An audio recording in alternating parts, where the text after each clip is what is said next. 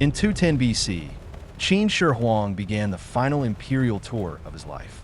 Wherever his procession passed, officials knelt to welcome him, and ordinary people lowered their heads. No one dared to speak loudly. No one dared to look for too long, because inside that carriage sat more than an emperor. It was the highest power of the entire Qin Empire. Yet history remembered two men who saw this same procession. One was Xiang Yu. He came from the old aristocracy of Chu.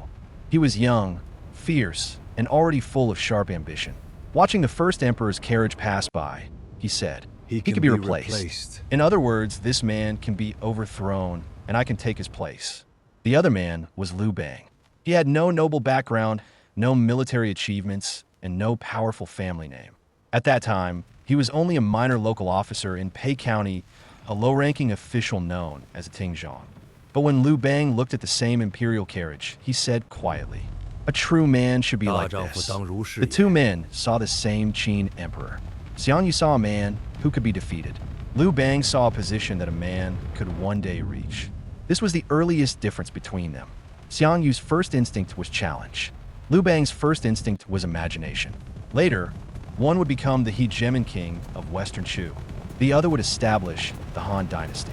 Many people think this was simply the result of war. But in these two sentences, the direction of their fate had already begun to appear. Xiang Yu believed in himself. Liu Bang knew he was not strong enough alone. Xiang Yu wanted to take the world through his own courage and strength. Liu Bang would later learn how to let men like Shao He, Zhang Liang, and Han Xian help him win the world. But at this moment, Liu Bang still had no real chance to approach the center of power, because the Qin Empire was about to collapse. That same year, Qin Shi Huang died at Xiang. Zhao Gao and Li Si concealed the emperor's death and placed Hu Hai on the throne. On the surface, the Qin dynasty continued to function. The emperor was still there. The laws were still there. The officials were still there. But beneath the surface, the people were already close to breaking. Forced labor became heavier. Taxes became heavier. Punishments became harsher. And Liu Bang stood exactly between the empire and the common people. As a Tingzhong, he was one of the lowest officers in the Qin administrative system. Orders kept coming down from above, while the people below kept fleeing.